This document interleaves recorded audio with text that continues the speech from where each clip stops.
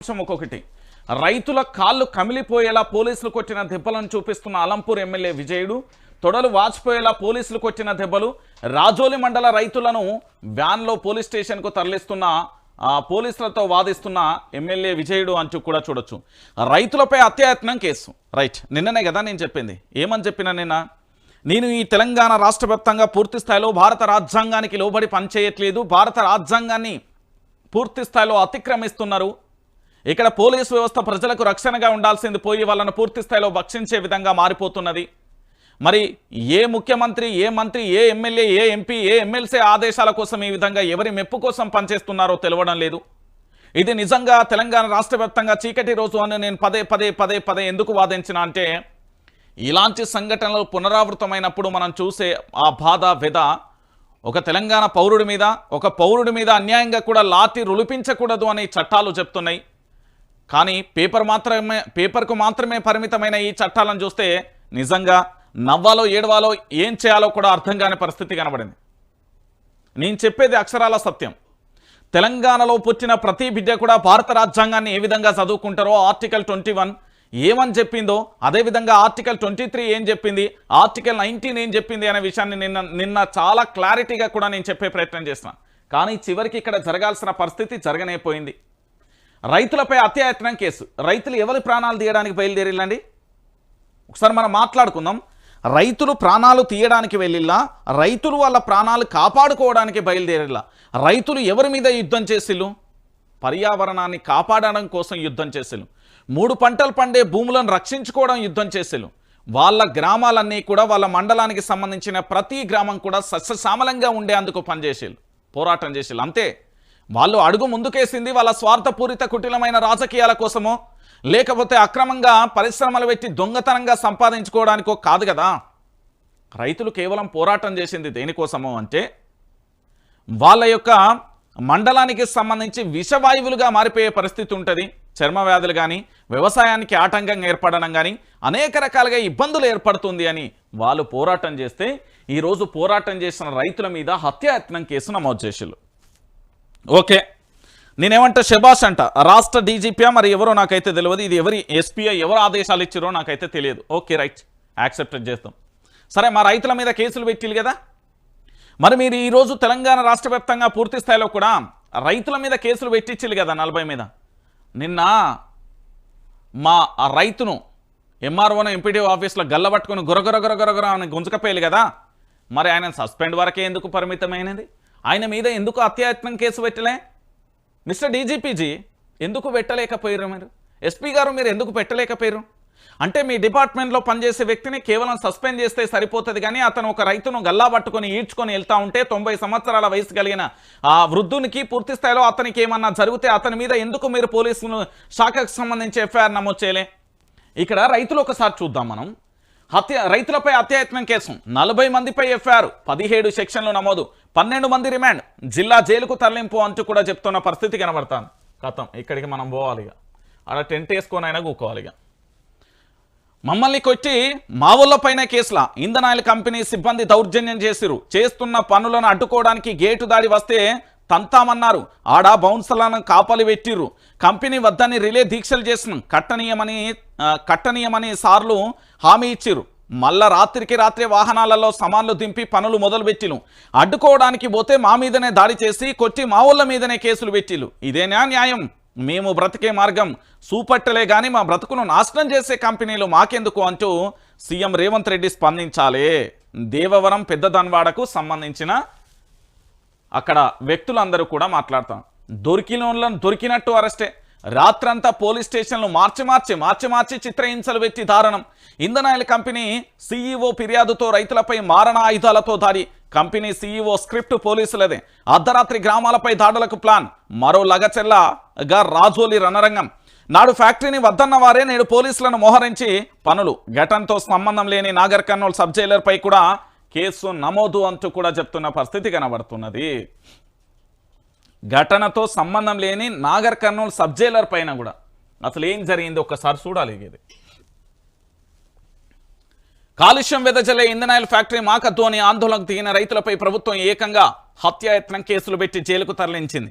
ఇక జోగులాంబ గద్వాల జిల్లా అలంపూర్ నియోజకవర్గం రాజోలి మండలం పెద్దతన్వాడ గ్రామంలో ప్రజాభిప్రాయానికి వ్యతిరేకంగా ఏపీ సీఎం చంద్రబాబు నాయుడు శిష్యుడుకు చెందిన ఇంధనాయిల్ కంపెనీ నిర్మాణ పనులను చేపడుతుండడంతో బుధవారం వందలాది మంది రైతులు తిరగబడ్డ విషయం తెలిసిందే.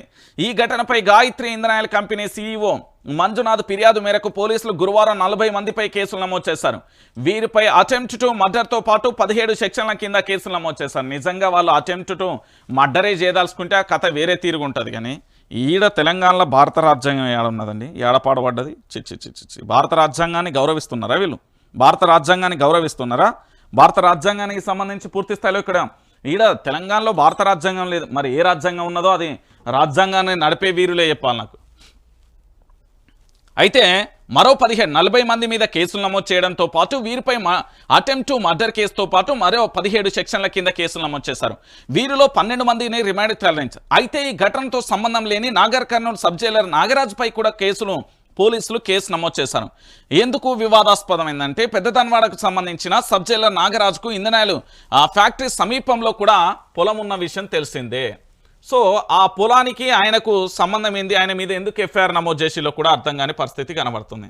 సో పొలం ఉన్నదని దీంతో ఆయనను కూడా రైతుగా భావించిన పోలీసులు కేసు నమోదు చేశారు. అయితే ఘటన జరిగింది బుధవారం రాత్రి నుంచి పోలీసులు గ్రామాలలోకి చొరబడి కనబడిన వారందరినీ కూడా చితకబాదుతూ డీసీఎంలు మినీ ఆటోలలో తరలించారని ఆయా గ్రామాల ప్రజలు ఆరోపించారు. ముందుగా వారందరినీ కూడా రాజోలి పోలీస్ స్టేషన్కు, ఆ తర్వాత పూర్తి స్థాయిలో మనవపాడు, గట్టు, అంజాయి పోలీస్ స్టేషన్లకు తిప్పుతూ రాత్రంతా చిత్రహింసలకు గురి చేసినట్టుగా అరెస్ట్ అయిన రైతుల కుటుంబాలకు సంబంధించి ఆరోపిస్తున్నారు. పెద్దదన్వాడ గ్రామంలో ఇంధనాయిల్ ఫ్యాక్టరీ పనులు ప్రారంభించేందుకు ఆ కంపెనీ ప్రతినిధులు వారం రోజుల నుంచి ప్రయత్నిస్తుండగా బుధవారం పెద్ద సంఖ్యలో కూడా రైతులు తరలి వెళ్లి పనులను అడ్డుకున్నారు. కాగా ఈ దాడి ఘటనకు కారణం ఒక పోలీస్ అధికారి అనే అనుమానాలు వ్యక్తమవుతున్నాయి.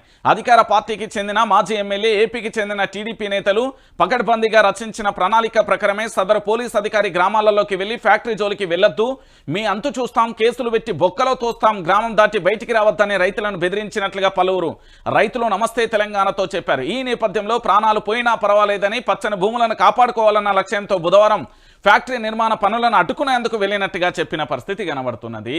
కథం మొత్తానికి ఏమైపోయింది, తెలంగాణ రాష్ట్రం ఆగమైపోయింది. ఇంకేముంటుంది మొత్తానికి తెలంగాణ రాష్ట్రంలో? ఇక చూడు, పెద్దదన్వాడలో రైతులను అరెస్టు చేస్తుండగా పోలీసులతో వాగ్వాదానికి దిగిన ఎమ్మెల్యే విజయుడుకు సంబంధించి పెద్దదన్వాడలో తెలంగాణ దినపత్రికను ఆసక్తికరంగా తిలకిస్తున్న అంశానికి సంబంధించి కూడా చూస్తున్నాం. ఒక్కసారి వీళ్ళకి సంబంధించిన 40 మంది మీద ఎలాంటి కేసులు పెట్టిలో ఒకసారి చూద్దాం. ఇంధనాయిల్ ఫ్యాక్టరీపై దాడి నేపథ్యంలో కంపెనీ సీఈఓ ఇచ్చిన ఫిర్యాదు మేరకు క్రైమ్ నెంబర్ 59/2025 కింద 40 మంది మీద కేసులు నమోదు చేసి 12 మందిని రిమాండ్కు తరలించినట్టుగా రాజోలి ఎస్ఐ జగదీష్ మీడియాకు వెల్లడించారు. ఆయా రైతులపై క్రిమినల్ కేసులు లా సవరణ చట్టం 2013 కింద U19/219 119/3, 329/3, 329/4, 324/5, 126F, 326G, 115/2, ఇక 118/1, 121/1, 132, 126/2, 109.61/2, 351/1, ఇక 352RW 1999, ఇక బిఎన్ఎస్ యాక్ట్ 2023 సెక్షన్ 7/0 కింద కేసులు నమోదు చేసినట్టుగా వెల్లడించిన పరిస్థితి కనబడుతుంది. ఇందులో దాదాపుగా 40 మంది ఉన్నారండి, ఒకరు కాదు రెండు కాదు. ఇందులో చాలా మందికి కూడా కొంతమందికి 14 రోజుల రిమాండ్, మరికొంతమందిని కూడా అరెస్ట్ చేసిన దాఖలాలు చూశారు. సో నేనేమంటున్నానంటే తెలంగాణ ప్రాంత ప్రజలందరికీ కూడా నేను మళ్ళీ చెప్తున్నా, మొన్నటికి మొన్న లగచెర్లను చూసిర్రు అంతే కదా, మొన్నటికి మొన్న లగచెర్ల ఘటన చూసిర్రు, మళ్ళీ ఇవాళ ఏం చేస్తున్నారు, ధన్వాడకు సంబంధించి చూస్తున్నాం, ఇంధనాయిలకు సంబంధించిన ఫ్యాక్టరీ చూస్తున్నాం. రోజు రోజుకు తెలంగాణలో శాంతి భద్రతలు అనేది క్రమేమన్నా కూడా శాంతి భద్రత విషయంలో హద్దు దాటిపోతున్నది. పోలీసులు వ్యవహరిస్తున్న తీరైతే చాలా కర్కశంగా ఉంది. నేను బియాన్ ప్రాక్టికల్ ఓపెన్గా చెప్తా, ఎందుకంటే ఇది అందరికీ తెలియాల్సిన విషయం. ఇక్కడ తెలంగాణ రాష్ట్ర వ్యాప్తంగా కూడా తెలంగాణ ప్రాంత ప్రజలకు నేను చివరిసారిగా చెప్తున్నా, ఏంటి అంటే ఇది భారత రాజ్యాంగం, ఇది పేపర్కు మాత్రమే పరిమితం అయిపోయింది. ఈ తెలంగాణలో ప్రాక్టికల్గా లేదు. పోలీసులు కేవలం రాజకీయ నాయకుల వాళ్ళ యొక్క ఆదేశాల మేరకే పనిచేస్తున్నారు తప్ప ప్రజల రక్షణ కోసం ప్రజల క్షేమం కోసం పనిచేయట్లేదు. క్లియర్ కట్గా వాళ్ళు రిలే నిరాహార దీక్షలు చేసిళ్ళు, ఆ కంపెనీ వద్దని చెప్పిళ్ళు, మెమొరాండాలు ఇచ్చిళ్ళు, నిరసన వ్యక్తం చేసిళ్ళు. అయినా కూడా కంపెనీ మొదలు పెడుతున్నారు. నారా చంద్రబాబు నాయుడు గారి శిష్యుడు వాళ్ళ యొక్క ఆదేశాల మేరకు, టీడీపీ నేత ఆదేశాల మేరకు ఓ పోలీస్ అధికారి వ్యూహరచనలో పూర్తి స్థాయిలో పకడ్బందీగా జరిగింది. అంటే ఒకసారి మీరు అందరూ కూడా ఆలోచించాలి. పూర్తి స్థాయిలో ఎక్కడికెక్కడ ఇంధనాలకు సంబంధించి ఫ్యాక్టరీ వద్దని పూర్తి స్థాయిలో ఆందోళన వ్యక్తం చేస్తూ ఉంటే ఇంత దారుణంగా, ఇంత ఘోరంగా మరి తెలంగాణలో భారత రాజ్యాంగం అమల్లో ఉందా? తెలంగాణలో ఇష్టం వచ్చినట్టుగా కేసులు పెట్టొచ్చా? తెలంగాణలో పూర్తి స్థాయిల మీద వాళ్ళందరి మీద కొట్టిరు కదా, మరి వాళ్ళ తొడలు గమిలినాయి, వాళ్ళ కాళ్ళు గమిలినాయి. మరి కొట్టిన వ్యక్తి మీద కూడా ఎఫ్ఐఆర్ నమోదు చేయాలి. కొట్టిన వ్యక్తి మీద కూడా ఎఫ్ఐఆర్ నమోదు చేయాలి. మీకు తెలుసో లేదో ఇది. మనం ఖచ్చితంగా ఫిర్యాదు ఇవ్వచ్చు. ఆ ఫిర్యాదును వాళ్ళు స్వీకరించాలి. కొట్టిన వ్యక్తి మీద కూడా ఎట్టి పరిస్థితులలో కూడా ఫిర్యాదు ఇవ్వచ్చు. మరి దాన్ని స్వీకరిస్తారా? లేదు. అందుకే నేను చెప్పిన తెలంగాణ ప్రాంత ప్రజలందరికీ కూడా చెప్తున్నా, ఈ తెలంగాణ రాష్ట్రంలో ఈరోజు ఇంధనాలకు సంబంధించిన ఇక్కడ ప్రజలు ఆందోళన చెందుతున్నారు. ఇక్కడ గ్రామాలకు సంబంధించి అర్ధరాత్రి పూర్తి స్థాయిలో పోలీస్ కాళ్ళ చప్పుళ్లతో ఇక్కడికి వెళ్తున్నారు అని మీరు అనుకుంటున్నారు. కానీ వాస్తవమైన విషయం ఏంటంటే తెలంగాణ ప్రాంత ప్రజలారా, ఈరోజు ఈ గ్రామం రేపు మీ గ్రామం, ఈరోజు ఈ గ్రామం రేపు మీ గ్రామం, ఈరోజు ఈ గ్రామం రేపు మీ గ్రామం. మళ్ళీ చెప్తున్నా, మన ముఖ్యమంత్రి గారి కార్యాలయమైన కావచ్చు, లేకపోతే కమాండ్ కంట్రోల్ సెంటర్ నుంచి ఆదేశాలు కావచ్చు, లేకపోతే సెక్రటరియట్ నుండి ఆదేశాలు రావు. ఎట్లాగో ఆ సెక్రటరియట్లోకి వెళ్తే ఉద్యోగం పోతుంది అనేది చాలా క్లారిటీ ఉంది, లేదా వారి నివాసం నుంచి కూడా కావచ్చు. సో మొత్తానికి ఆంధ్రప్రదేశ్కు సంబంధించిన వ్యక్తుల కోసం పనిచేస్తున్నారు. ఇంతకంటే ఘోరమైన విషయం ఇంకొకటి ఉండదు అనేది వాస్తవమైన విషయం కూడా తెలుసుకోవాలి. సో ఇక్కడ ఎమ్మెల్యేకు సంబంధించి ఈ స్థాయిలో కూడా ఫైర్ అయిపోతా ఉంటే కూడా కనీసం వాళ్ళని పట్టించుకోకుండా ఇష్టానుసారంగా పోలీసులు ఏంది అంటే తమదే రాజ్యం. చాలా సందర్భాలలో కూడా నేను చూస్తానండి. గతంలో కేసీఆర్ ప్రభుత్వంలో ఫ్రెండ్లీ పోలీసు వ్యవస్థ కానీ, ఇప్పుడు ఏది మన రేవంత్ రెడ్డి గారి ఇప్పుడున్న రేవంత్ రెడ్డి గారి సారథ్యంలోని పోలీసు వ్యవస్థను చూస్తున్నా. పోలీసులకు సంబంధించి ముందొక మాట, వెనక మాట, ఎఫ్ఐఆర్ పేపర్ కింద ఒక మాట, పేపర్ పైన ఒక మాట, పెన్ను పట్టుకుంటే ఒక మాట, పెన్ను రాస్తే ఒక మాట. లిటరల్లీ ఇక్కడ భారత రాజ్యాంగం అనేది చాలా క్లారిటీగా కూడా నడుస్తుంది అని నేను 100% ఈ భారతదేశ బిడ్డగా, ఈ తెలంగాణ పౌరుడిగా నేను భావించట్లేదు. ఎందుకంటే నా హక్కులకు భంగం వాటిల్లింది. ఇక్కడ ఏంది అంటే పూర్తి స్థాయిలో కూడా ఇలా రైతులను పూర్తి స్థాయిలో వాళ్ళని కొట్టినప్పుడు మరి కొట్టినోళ్ళ మీద కూడా ఎఫ్ఐఆర్ నమోదు చేయాలి కదా. తొడలు కమిలినాయి కదా. అంటే వాళ్ళందరూ కూడా దాడి చేయడానికి అత్యయత్నం చేయదలుచుకుంటే వాళ్ళు గట్ల ఎందుకు ఉంటుంది? ఒక మండలం అయింది, రాత్రి మొత్తం గమ్మిర్రు అనుకో, అది వేరే తీరు ఉంటుంది. వాళ్ళు నిజంగా అలాంటి ఆలోచనలు వాళ్ళు నిరసన వ్యక్తం చేసేళ్ళు, దాని పూర్వాపరాలను కేసును స్టడీ చేసులు లేదు, ఏదీ లేదు. ఇట్లా ఇంత దారుణంగా తయారైతే ఎట్లాంటి తెలంగాణ ప్రాంత ప్రజలందరూ ఒక్కసారి ఆలోచించాలా దయచేసి. నేను మళ్ళీ చెప్తున్నా కదా, ఈ తెలంగాణలో జరిగే పరిణామాలు ఇంతకంటే దారుణమే ఉంటుంది. ఇక్కడ మళ్ళీ కథ. ప్రాణాలు పోయినా భూములు ఇవ్వం, సర్వేను అడ్డుకుంటున్న రైతులు, పోలీసుల బందోబస్తు మధ్య సర్వే. నాగర్ కర్నూలు జిల్లా బలమూరు మండలంలోని 4 గ్రామాలలో సర్వేకు అడ్డుపడ్డ అన్నదాతలు. మొదట చేపట్టిన విధంగానే ఉమామహేశ్వర్ ప్రాజెక్టు సర్వే చేయాలని రైతుల డిమాండ్. మారుస్తే ఊరుకునేది లేదంటూ కూడా హెచ్చరికలు చేసిన పరిస్థితి. ఏమైపోతున్నది తెలంగాణ? ఆగమైపోతున్నదమ్మా నా తెలంగాణ. అయిపోయింది ఇక తెలంగాణలో. ఇక ఇంతకంటే దారుణమైన పరిస్థితి ఏముంటుంది? ఇప్పుడు రైతులందరూ ఏం చేస్తారు? నెక్స్ట్ జరగబోయే నేను చెప్తాను. ఇక చేరియాలి ఈ భూములకు చెర. దళిత గిరిజన భూములపై సర్కార్ కన్ను. మరో 120 ఎకరాల అసైన్డ్ భూమికి ఎసరు.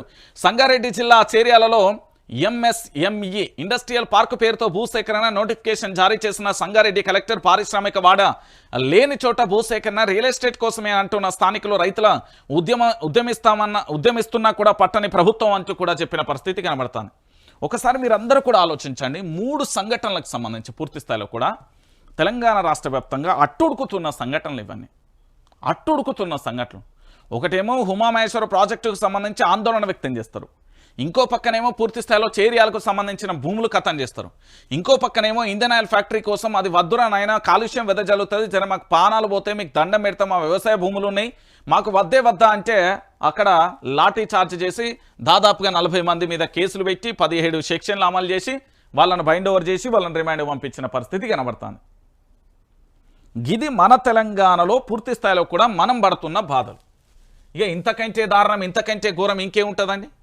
ఒకసారి మీరు అందరూ కూడా ఆలోచించాలి. ఇంతకంటే దారుణం బహుశా ఇంకేమీ ఉండదేమో. తెలంగాణ రాష్ట్ర వ్యాప్తంగా కూడా జరుగుతున్న పరిస్థితి ఇదే. ఇక దీంతో పాటుగా